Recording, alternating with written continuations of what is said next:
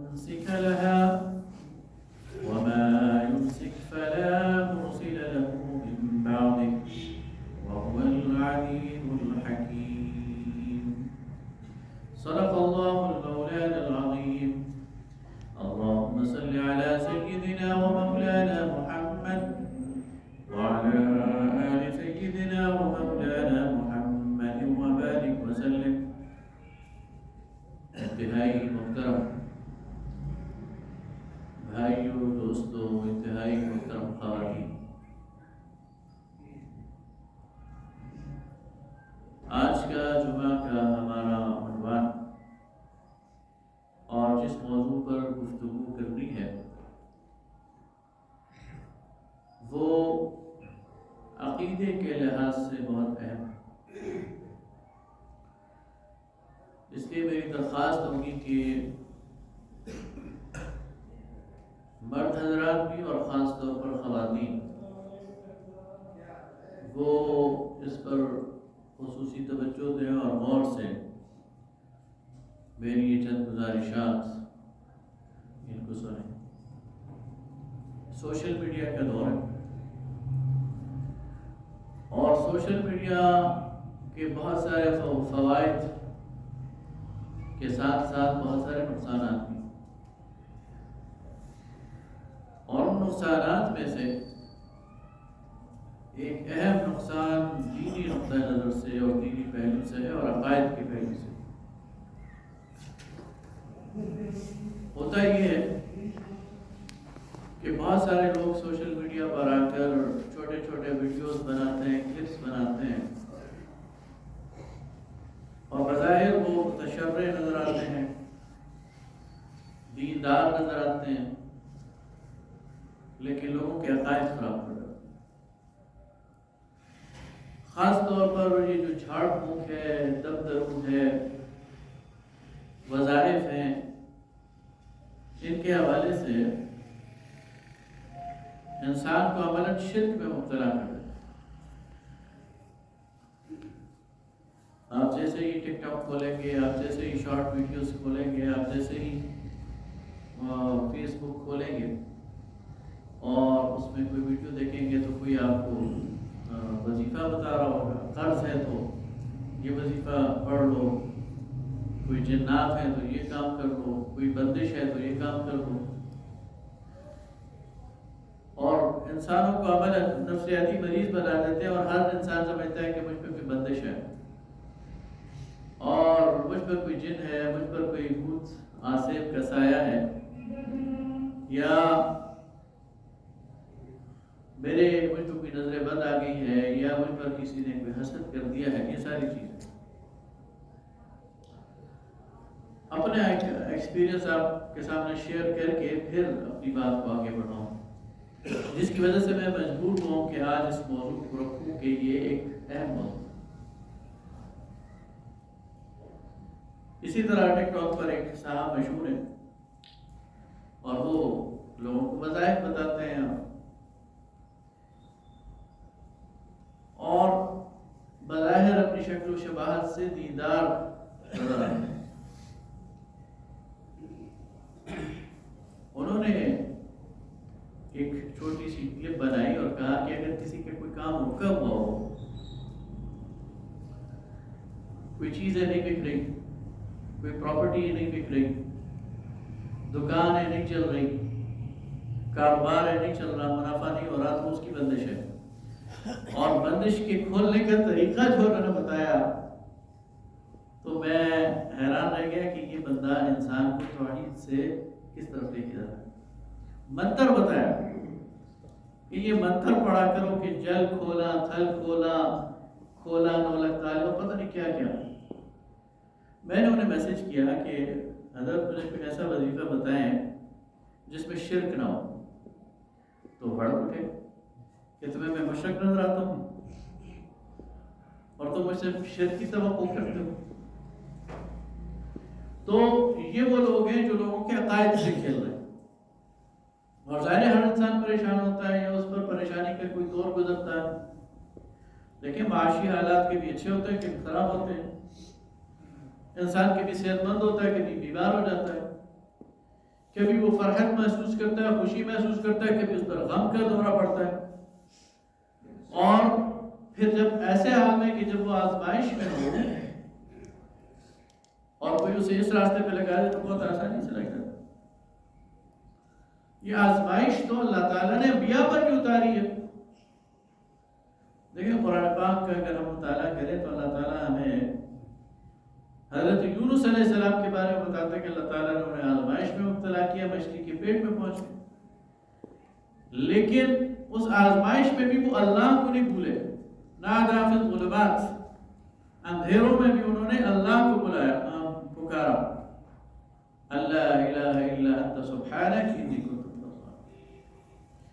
حضرت ایوب علیہ السلام کو اللہ تعالیٰ نے مرض میں مبتلا کیا، اور مرض میں انسان ڈیمورلائز ہوتا ہے، ٹینشن میں آ جاتا ہے، اور خاص طور پر ایسا مرض جو بظاہر لا علاج ہو، لیکن انہوں نے اللہ کو. حضرت زکریا علیہ السلام کو اللہ نے اولاد نہیں دی تھی اور بڑھاپے تک پہنچ گئے تھے، لیکن انہوں نے اللہ کو پکارا.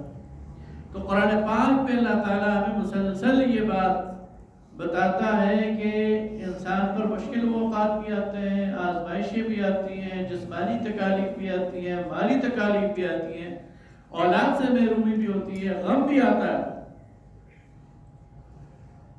لیکن اس کا علاج یہ نہیں ہے کہ پھر انسان اللہ کے علاوہ کسی اور ذریعے کو تلاش کرے. علاج صرف ایک ہی ہے اور وہ اللہ کی طرف رجوع. اس لیے یہ بات اچھی طرح یاد رکھیے کہ عقیدے کا مسئلہ ہے، اور اللہ تعالیٰ قرآن پاک میں اس کو بالکل واضح طور پر ہمارے سامنے رکھتا ہے. اللہ تعالیٰ فرماتا ہے کہ ما یفتح اللہ للناس من رحمت فلا ممسک لها. اللہ انسانوں کے لیے اپنی رحمت کا اگر کوئی دروازہ کھول دے تو کوئی ایسا نہیں جو اسے بند کر سکے. وما یمسک فلا مرسل له من بعده. اور جسے اللہ روک دے تو اللہ کے علاوہ کسی کی جرت نہیں ہے اسے کھول دے. اس لیے اللہ کی تقسیم ہے، اللہ کسی کو رزق میں اضافہ دیتا ہے، کسی کو روک دیتا ہے. اس کو یہ سمجھنا ہے کہ میرا کسی نے بند کر دیا ہے، کوئی بندش لگا دی ہے، یہ بنیادی عقیدے کی خرابی ہے. تو اگر کسی پر تنگی ہے تو وہ کیا کرے؟ وہ اللہ کی طرف رجوع کرے، وہ اپنے رب سے اپنے تعلق کو استوار کرے، وہ اسباب پر غور کرے، اس لیے کہ وہ رب ہے اللہ. تو سب سے پہلے تو ہمیں اللہ رب العالمین کے ساتھ جو تعلق ہے اس کا اثر و جائزہ لینا چاہیے. اللہ تعالیٰ سے انسان کے جو تعلق ہے، اور ہم مسلمان ہیں، ہمارا تعلق ہے، اس کو بہتر بنانے کا طریقہ یہ ہے کہ ہم اللہ کی صفات پر غور کریں. اصل میں ہم نے اللہ کی صفات پر غور نہیں کیا ہوتا، اور اس وجہ سے ہم اللہ کے بارے میں بہت ساری غلط فہمیوں میں مبتلا ہوں. اگر اللہ کی صفات ہمارے سامنے مستحضر ہوں تو پھر غلط فہمی پیدا نہیں. اور پھر کڑے سے کڑے وقت میں اور مشکل سے مشکل وقت میں بھی انسان اللہ سے مایوس نہیں ہوتا. تو اللہ تعالیٰ کی وہ صفات اللہ خود قرآن میں ہمیں بتاتا ہے. ان میں سے ایک صفت یہ ہے کہ وہ رب ہے. رب کا کیا مطلب؟ رب کا مطلب یہ ہے کہ وہ پیدا کرنے والا بھی ہے، وہ پالنے والا بھی ہے، وہ پرورش کرنے والا بھی ہے، وہ ضرورتیں پوری کرنے والا بھی ہے. میری ضرورت رزق کی ہے تو پورا کرنے والا اللہ ہے، میری ضرورت صحت کی ہے تو پوری کرنے والی اللہ کی ذات ہے، میری ضرورت اولاد کی ہے تو دینے والا اللہ ہے. اور جب وہ رب ہے تو اس کے خزانوں میں کمی نہیں. میرا رب رحمان ہے، اپنی مخلوق پر رحمت کرنے والا ہے، اس سے محبت کرنے والا ہے، وہ ودود ہے، وہ رؤوف ہے. اور میرا رب وہ مختار کل ہے، وہ اس کے پاس کائنات کی کنچیاں ہیں، کائنات کے خزانے ہیں، اور اس کے تصرف میں اور اس کے اختیار میں کوئی دخل نہیں دے سکتا۔ انما امره اذا اراد شيئا ان يكون له كن فيكون، جب وہ کسی چیز کا فیصلہ کر لے، ارادہ کر لے کہ وہ ہو جائے، تو بس اسے اتنا ہی کہنا ہوتا ہے کہ ہو جا، اور وہ ہو جائے۔ فسبحان الذي بيده ملكوت كل شيء واليه ترجعون، پاک ہے وہ ذات جس کے پاس اقتدار اور اختیار ہے ہر چیز کا، اور ہر چیز نے اس کی طرف پلٹ کر جانا ہے۔ تو وہ ہمارا رب بے بس نہیں ہے، وہ ہمارا رب اسباب کا محتاج نہیں ہے، وہ ہمارا رب کسی کے فیصلے کا منتظر نہیں ہے، اور ہمارا رب دور بھی نہیں ہے۔ وَإِذَا سَأَلَكَ عِبَادِي عَنِّي فَإِنِّي قَرِيبٌ، اے نبی صلی اللہ علیہ وسلم، جب یہ بندے مجھ سے آپ کے بارے میں پوچھیں، آپ سے میرے بارے میں پوچھیں، تو انہیں جواب دیجئے کہ میں ان کے بالکل قریب ہوں، فاصلہ بھی کوئی نہیں ہے۔ ہمارے دل کی اندر جو خیال آتا ہے، علیم بذات الصدور ہے، وہ جانتا ہے، ہمارے حالات سے باخبر ہے، علیم بذات الصدور۔ اس لیے سب سے پہلی بات تو یہ ہے کہ وہ اللہ ہمیں دیکھ رہا ہے، ہم سے باخبر ہے، ہماری آہٹ کو بھی سننے والا ہے، ہماری ضرورتوں سے بھی واقف ہے، اور جب ہم اس سے مانگیں گے تو ہمارے اور اس کے درمیان حجاب بھی کوئی نہیں۔ پھر اس نے طریقہ بھی سکھایا کہ مجھ سے کیسے مانگو، اور پھر اس نے اپنے نبی صلی اللہ علیہ وسلم کے ذریعے ہمیں تعلیمات بھی دی۔ تو ہمیں ایک تو اپنا عقیدہ ٹھیک کرنا ہے، اور دوسرا انہی تعلیمات پر عمل کرنا ہے جو رسول اللہ صلی اللہ علیہ وسلم سے ثابت ہیں، اور اس کے علاوہ دائیں بائیں نہیں ہو۔ تو نبی صلی اللہ علیہ وسلم نے ہمیں کچھ اورات سکھائے ہیں، کچھ وظائف سکھائے ہیں، پریشانیوں کا کچھ علاج سکھایا ہے، مرض میں کچھ تعلیمات دی ہیں، ہمیں انہیں اختیار کرنا چاہیے۔ ان میں سے چند میں آپ کے سامنے رکھتا ہوں۔ یہ جو سورہ فاتحہ ہے، یہ بہترین دم ہے اور بہترین علاج ہے، اور یہ رسول اللہ صلی اللہ علیہ وسلم کے عہد سے اس کو الشفا کا نام دیا گیا۔ صحابہ کرام رضوان اللہ تعالی علیہم اجمعین کا ایک گروہ اور ایک گروپ وہ کسی راستے پر جا رہے تھے، رات کے وقت ان کا قیام ایک بستی میں ہوا۔ تو جیسا کہ وہاں دستور تھا کہ عموماً جو لوگ نوبارد ہوتے تھے، مسافر ہوتے تھے، بستی والے ان کی میزبانی کرتے تھے۔ یہ اخلاق کا تقاضا تھا، یہ روایات کا تقاضا تھا۔ جب وہ بستی میں پہنچے تو بستی والوں نے ان کی میزبانی سے انکار کر دیا، ان کو ٹھہرانے، کھانا کھلانے۔ لیکن اسی دوران اس بستی کا جو سردار تھا اسے بچھو نے یا سانپ نے ڈس لیا، تو وہ دوڑے دوڑے ان کے پاس آئے کہ تمہارے پاس کوئی طبیب ہے؟ تو ایک صحابی نے کہا ہاں بتاؤ کیا مسئلہ ہے؟ انہوں نے کہا کہ ہمارے سردار کو کسی موذی جانور نے ڈس لیا۔ صحابی نے کہا کہ چونکہ تم نے ہماری میزبانی نہیں کی، لہذا میں تم پر علاج تو کروں گا لیکن اس کی اجرت نہیں۔ انہوں نے کہا ٹھیک، ہم تمہیں 30 بھیڑ بکریاں دیں۔ وہ گئے، انہوں نے 7 دفعہ سورہ فاتحہ پڑھ کر دم کر دیا۔ جب وہ واپس آئے تو آپس میں ان کے درمیان اختلاف ہوا کہ یہ ہمیں لینا جائز تھا یا نہیں۔ تو جب یہ واپس پہنچے رسول اللہ صلی اللہ علیہ وسلم کی خدمت میں، تو سارا قصاب کے سامنے بیان کر دیا تو آپ مسکرایا. پوچھا تمہیں کس نے بتایا تھا کہ فاتحہ میں اللہ نے شفا رکھی؟ اور پھر انہیں تسلی دی کہ جو تم نے لیا ہے وہ تمہارا حق اس لیے بنتا تھا کہ انہوں نے تمہاری ضیافت نہیں کی. اس لیے سورہ فاتحہ آپ پڑھیں، مریض پر اللہ تعالیٰ شفا دے گا اس یقین کے ساتھ. دوا بھی کریں، باقی علاج بھی کریں، لیکن فاتحہ بھی پڑھیں.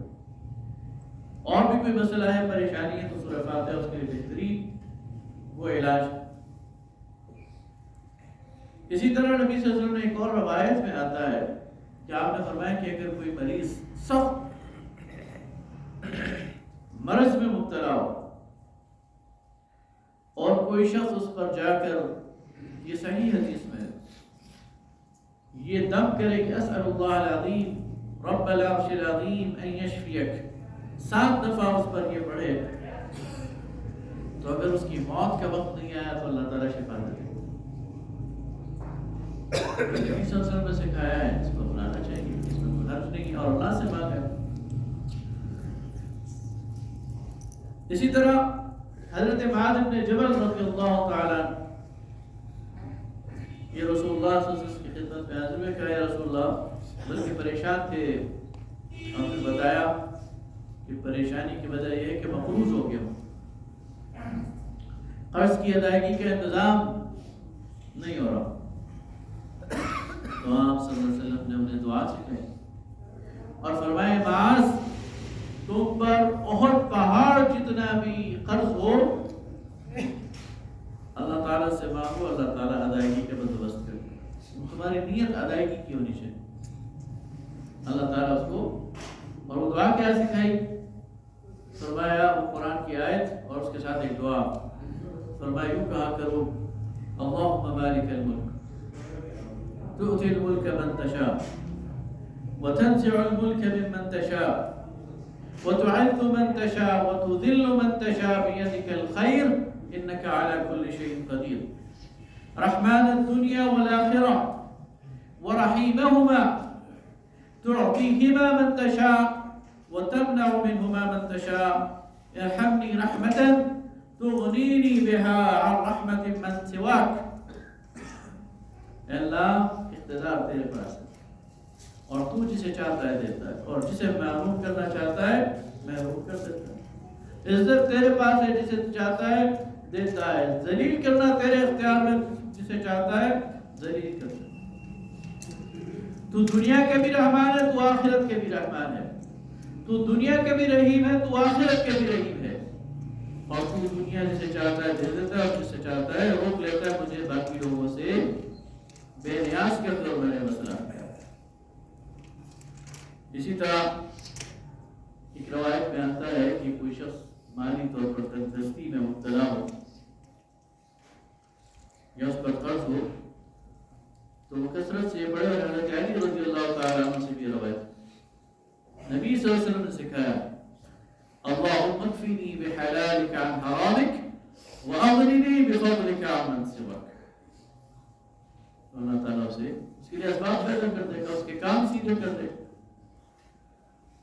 اور جو اچھی طرح وسائل اسے میسر ہو اور اسے خدشہ ہو کہ زوال نہ آ جائے تو سکھایا گیا کہ اللہم انی اعوذ بک من زوال نعمتک وتحول عافیتک وفجاءۃ نقمتک وجمیع سخطک. جو یہ دعا پڑھے گا اللہ تعالیٰ اور شریعت کے مطابق زندگی گزارے گا، اللہ تعالیٰ زوال سے بچائے گا. اب آپ دیکھیں ان ساری چیزوں میں توحید ہے، ان ساری چیزوں میں اللہ سے مانگنا ہے، اللہ سے رجوع ہے. اور اللہ سے مانگنے اور اللہ سے رجوع کا یہ سبق اگر کسی کو یاد ہو جائے تو پھر وہ نہ مایوس ہوتا ہے اور نہ اللہ تعالیٰ سے بے اور مددگار ہوتا ہے، لیکن یقین ہو اللہ تعالیٰ. حضرت عبداللہ بن مسعود رضی اللہ تعالیٰ بہت بڑے مفسر قرآن ہیں، فقیہ صحابی ہیں. انہوں نے اپنی بچیوں کو، ان کی صرف بچیاں تھیں، بیٹا کوئی نہیں، انہیں رسول اللہ صلی اللہ علیہ وسلم کی حدیث سکھائی اور پھر اس پہ مطمئن رہے ساری زندگی کہ آپ صلی اللہ علیہ وسلم نے فرمایا کسی واقعہ پڑھی جاتی ہے وہاں اللہ فقر و فاقہ نہیں لے کے آتا، بلکہ حدیث کے الفاظ ہیں کہ اگر کسی کو اس پر یقین نہیں تو تجربہ کر کے دیکھے، یہ حدیث کے الفاظ۔ اور پھر حضرت عبداللہ ابن مسعود کہتے ہیں کہ میں اپنے گھر والوں کے فقر اور فاقے سے بے نیاز ہوں، اللہ تعالیٰ انہیں فقر اور فاقے میں مبتلا نہیں کرے گا، اللہ ان کے لیے اسباب پیدا کرے گا۔ اسی طرح یہ جو جادو ہے یہ حق ہے، برحق ہے، یہ ایک علم ہے، اور جو جادو کرتا ہے وہ اسلام سے نکل جاتا ہے، اس کا اسلام سے کوئی تعلق نہیں ہے۔ جادو کا یہ اٹیمپٹ یہ کسی پہ بھی ہو سکتا ہے، لیکن قرآن میں اللہ رب العالمین نے اس کا توڑ بھی ہمیں بتایا سورہ فلق اور سورہ ناس، اور جو اس کا یعنی ان کا معمول بنائے گا اللہ تعالیٰ محفوظ رکھے گا۔ اسی لیے ہر نماز کے بعد یہ سورہ اخلاص، سورہ فلق، سورہ ناس ہر نماز کے بعد پڑھنا بھی مسنون ہے، اور فجر اور عشاء کے بعد 3 بار پڑھنا یہ مسنون ہے، اور ایسا شخص محفوظ ہو جاتا ہے، اسے پھر کسی کے پاس جانے کی ضرورت نہیں ہے، وہ پروٹیکٹڈ ہے، اس پہ کوئی اٹیمپٹ کرے گا لیکن وہ کامیاب نہیں ہو، اس لیے کہ وہ اللہ تعالیٰ کی حفاظت ہے۔ آیت الکرسی ہے، آیت الکرسی سے یہ قرآن پاک کی عظیم الشان آیت ہے جس کے بہت سارے برکات ہیں اور بہت ساری اس کے اندر خیر کے پہلو ہیں، اور یہ بھی توحید ہے ساری، اور اس کے نتیجے میں بھی انسان کو تحفظ حاصل ہو جاتا ہے۔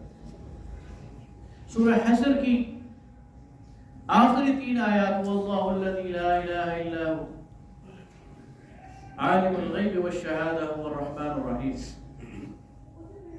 سے لے کر آخر تک، حضرت باقل بن یسار رضی اللہ تعالیٰ ان سے روایت ہے کہ رسول اللہ صلی اللہ علیہ وسلم نے فرمایا جو شخص 3 مرتبہ تعوذ پڑھتا ہے، اعوذ باللہ السمیع العلیم من الشیطان الرجیم، اور پھر اس کے بعد 1 مرتبہ یہ 3 آیتیں پڑھ لیتا ہے فجر کے بعد، تو مغرب تک 70,000 فرشتے اس کی معیت میں اس کے لیے استغفار کرتے ہیں اور اس کی حفاظت کرتے ہیں، اور رات کو پڑھتا ہے تو صبح تک یہی مان، اور اس دوران مر جائے گا تو شہادت کی موت ملے گی۔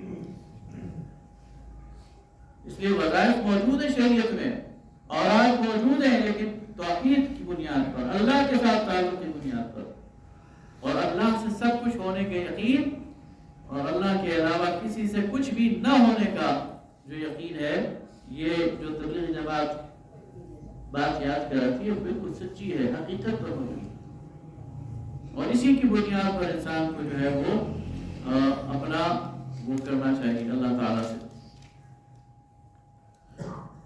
نبی صلی اللہ علیہ وسلم کے بارے میں آتا ہے کہ آپ صلی اللہ علیہ وسلم جب شدید غم میں مبتلا ہوتے تھے تو آپ ایک مختصر فقرہ فرمایا کرتے تھے، اللہ ربی لا اشرک به شیئا، اللہ ربی لا اشرک به شیئا، کثرت سے اس کی